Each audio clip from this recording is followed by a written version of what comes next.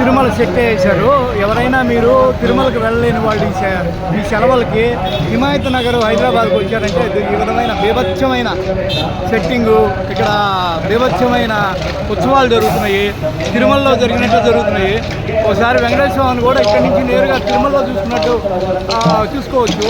కానీ అవునన్నా కాదన్నా తిరుమలలో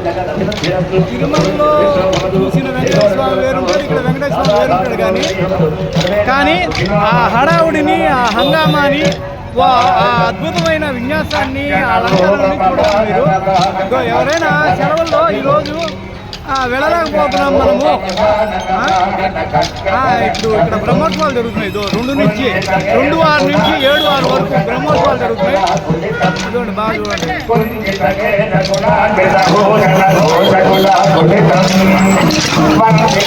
7వ తేదీ వరకు కాబట్టి